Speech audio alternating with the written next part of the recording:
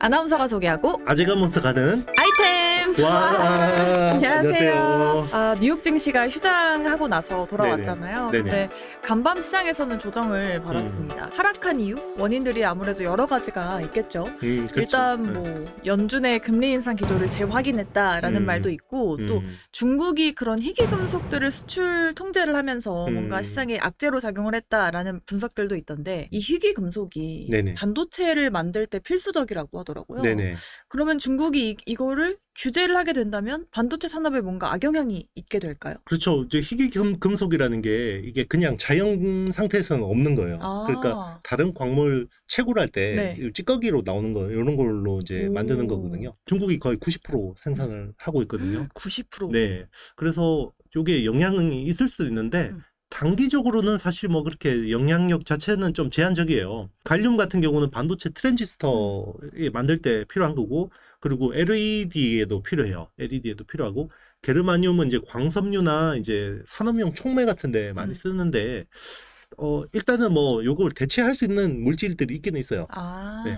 그런데 요게 좀 장기화되면 또 문제가 생길 수 있고, 중국이 또 어떻게 보면 히토류라든지 이런 희귀 금속들이 워낙 또 많이 생산하니까 이게 제재가 확장이 되면 우리나라 반도체 산업이나 전 세계 반도체 산업에 영향이 생길 수도 있습니다. 반도체 업황 그동안 사실 바닥 찍고 올라가겠다 그런 바닥론이 있었는데 이게 좀 악재로 작용하지 않았으면 좋겠네요. 네네. 얼마 전에 삼성전자 중간 인사가 좀 발표가 됐었는데 네네. 연말도 아니고 네. DS 부문 2명의 개발실장 그러니까 부사장급 인사가 여름에 진행된 게 되게 이례적이라고 하는데 네네.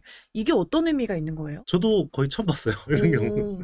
보통 이제 한 가을쯤, 늦가을쯤 되면 뭐 이제 사장급, 부사장급 임원 인사가 있고, 그 다음에 이제 뭐 상무 전문급 있고, 뭐 그 다음에 뭐 부장 이런 식으로 계속 내려가거든요. 연말까지. 네. 7월에 부사장급 인사인데 이번에 바뀐 자리가 또 핵심적인 게 두 개예요.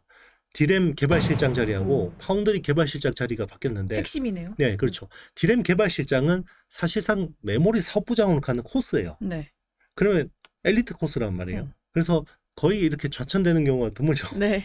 이재용 회장이 보기에는 뭔가 잘 못 되고 있다라는 좀 시그널이 있었던 것 같아요. 그래서 이게 시장에는 오히려 긍정적일 거라고 봐요. 네. 왜냐하면 삼성이 굉장히 이제 뭔가 차세대 개발이나 이런 쪽에 속도를 낼 거고, 이런 것들이 막 시장에 이제 뉴스가 나오면 이게 호재로 작용하거든요. 그러니까 지금 삼성이 제가 봤을 때 제일 문제는 HBM3라는 그 지금 AI 반도체용 메모리에서 네. 하이닉스한테 뒤처진 거예요. 그러니까요. 네. 엔비디아에 100% 지금 납품하는 게 SK 하이닉스 HBM3고, 지금 삼성은 HBM3를 못 만들어요. 근데 앞으로 뭐 낼 네. 거라고 하던데 맞나요? 9월 중에 이제 양산하겠다라는 계획이고요. 근데 하이닉스도 그동안 HBM3 만드는데 굉장히 많은 시행착오를 겪었고, 삼성은 HBM 팀을 해체를 했었어요. 이유가 뭘까요? 그러니까 이게 돈은 많이 먹는데 시장이 안 열리는 거죠. 이게 HBM이라는 게 컨셉이 나온 게 2008년부터거든요. 네. 근데 그 뒤로 계속 열린다 그러다 안 열린 거예요. 그러니까 계속해서 연구개발비는 쓰이고 또 시장 안 열리니까 삼성은 이거 아닌가 보다라고 해서 접었는데 이게 딱 열려버린 거죠. 틀려버렸네. 네. 운이라는 게 기업도 맞아요. 그렇죠. 그리고 또 지금 서버용 디램, 특히나 DDR5 쪽에서도 삼성이 굉장히 막 치고 가야 되는데 네. 공정 전환이나 이런 것들이 좀 잘 안 되고 있어요. 그래서 그런 부분에서도 좀 속도를 내라. 그리고 파운드리 개발실장 뭔가 자리를 교체한 거는 이제 3나노 게이트 올라운드라는 여기 신공정에서 뭔가 이제 승부가 나야 되거든요. 네. TSMC하고 거기서 뭔가 좀 변화를 또 모색하지 않을까. 네. 이게 또 시장에는 호재가 될 거다라고 기대하고 있습니다. 일단 삼성의 인사 교체가 긍정적이라고 볼 수 있겠다. 네네.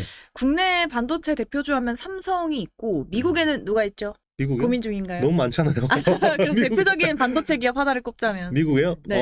인텔이죠. 인텔. 네. 인텔은 근데 이제 요즘 동네 바보형이라서 엔비디아하고 AMD가 네. 더 잘 나가는 것 같아요. 네. 딱 말씀해 주셨어요. 네네. 사실 엔비디아가 최근에 네. AI 반도체로 인해서 핫하게 네네. 떠올랐었잖아요. 네네. 근데 엔비디아를 넘보는 기업으로 말씀하신 또 AMD가 네네. 꼽히고 있잖아요. 네네. 근데 AMD가 이미 이 차세대 AI GPU를 공개하면서 네네. 좀 엔비디아를 위협하고 있는 상황이라고 하던데 네네. 엔비디아의 강력한 라이벌로 AMD가 됐다라고 봐도 될까요? 사실 라이벌이라고 하기가 민망하긴 해요. 왜요?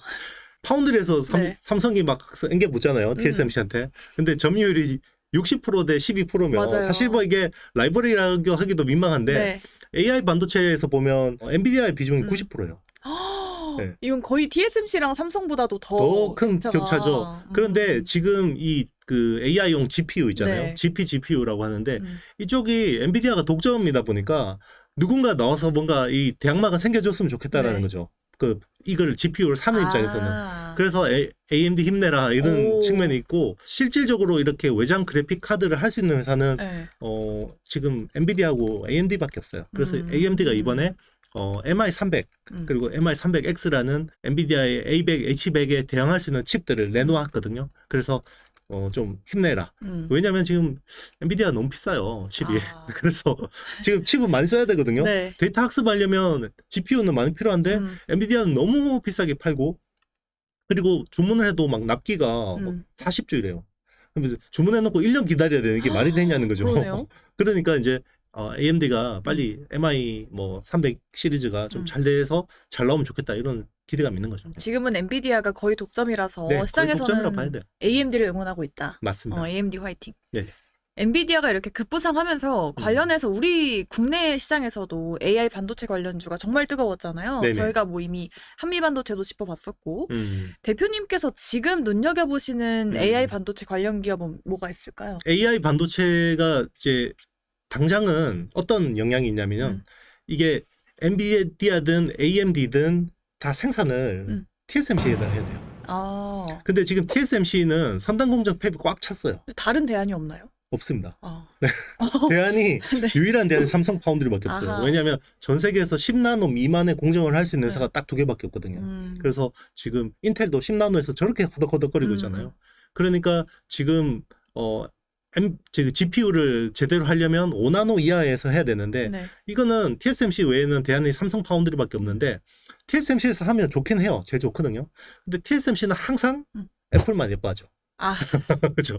그래서 제일 좋은 팹은 애플한테 일단 줘요. 아. 그러니까 그냥 TSMC 입장도 이해는 가요. 사실은 뭐 선단 공정 개발한다 그러면 거의 공동 개발이라고 봐야 돼요. 그러니까 만약에 3나노 뭐 공정 개발한다 그러면 애플 쿠퍼티노 본사에서 한 200명이 가요. 공정 엔지니어가. 오. 가서 TSMC 팹에 딱 붙어가지고요. 네. 딱딱딱딱 서로 협력해서 만들거든요. 서포트를 잘 그렇죠. 해주네요. 그리고 개발이 되면 파운드리의 문제는 선단 공정 개발도 누가 안 써주면 안 되거든요. 재고가 남아 그렇죠. 버리네요. 재고의 영향이라기보다는 이거를 그 비용을 낮추려면 규모의 경제가 돼야 되는데 항상 고객들이 잔잔바리들 이렇게 해가지고 안 된단 말이에요. 짠짠바리. 그런데 애플이 딱 25% 30% 딱 해주잖아요. 오. 그러니까 지금 3나노 팹은 애플만 딱 주고 엔비디아가 그래도 AI 반도체에서는 그래도 자기가 어깨 힘 좀 주는데 그죠? 쩔이 취급받는 거죠. 아. 그러니까 엔비디아도 속상하죠. 네. AMD도 속상하죠. 그러니까 삼성 파운드리한테 와서 야 니네 좀 힘 좀 내봐 좀 그러면서 최근에 삼성이 HPC라는 라인업이잖아요. 네. 하이 퍼포먼스 컴퓨팅이라는 라인업을 강화하고 있는 게 결국은 AMD하고 엔비디아 뭐 이런 쪽 수요를 보고 있는 거예요. 그리고 우리 동네 바보형 인텔 있잖아요. 네. 인텔이 또 사파이어 레피즈가 문제가 생겼습니다. 그래서 버그 때문에 또 문제가 생겼는데 자 그러면 이런 거죠.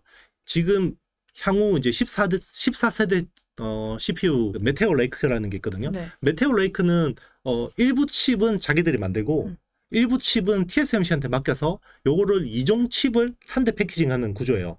근데 자기네들 그 공정이 너무 안 좋잖아요. 지금 네. 뭐 사파이어 레피즈로 봤잖아요. 그러면 TSMC에 더 의존할 수밖에 없어요. 그러면 가뜩이나 애플이 넘치는데 네. 또 인텔은 물량이 많단 말이에요. 동네 바보형이라도. 네.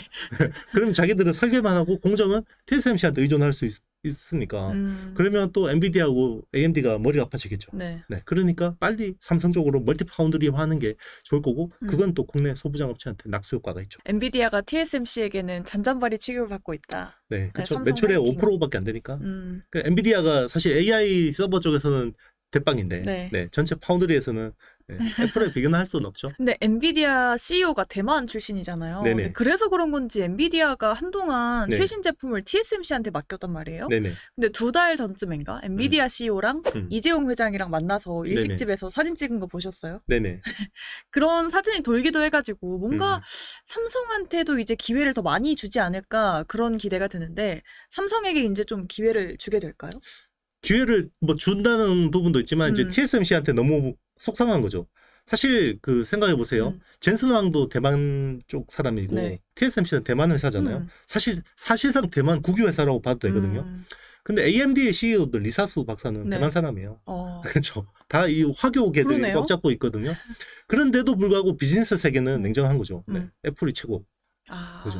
그러니까 일단 엔비디아 입장에서는 멀티 파운드리화 해주는 게 중요한 거고, 삼성 입장에서는 지금 저 HBM 시장이 저렇게 거의 꿀 빠는 시장인데 네.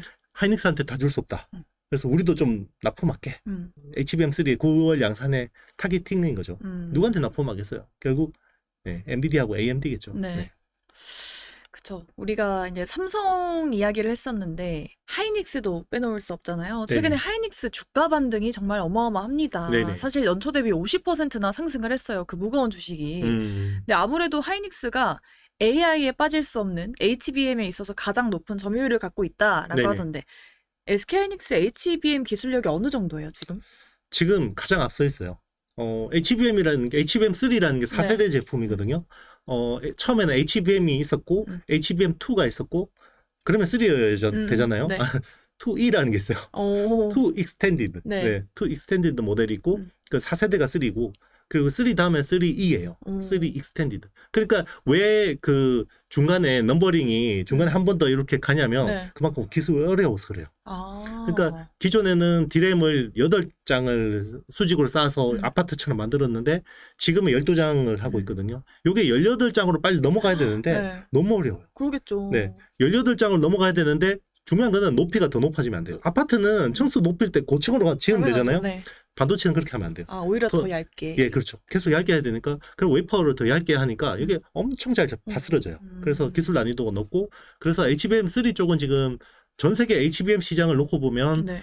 HBM3가 한 30% 비중을 차지하는데 그게 하이닉스가 다 먹고 있고, 그리고 이제 2E 이하의 어떤 그쪽이 70%인데 사실 부가가치는 대부분 3에 있다고 봐야죠. 차세대 HBM에서 전 세계 1위가 하이닉스다. 네네. 근데 요즘에 아무래도 AI 반도체가 핫하니까 SK하이닉스의 제품을 구매하고 싶어하는 기업들이 줄을 잇고 있다고 하던데 네네. 어떤 기업들이 이렇게 기다리고 있나요? 엔비디아 입장에서도 하이닉스한테 독점 주기는 네. 싫겠죠. 네.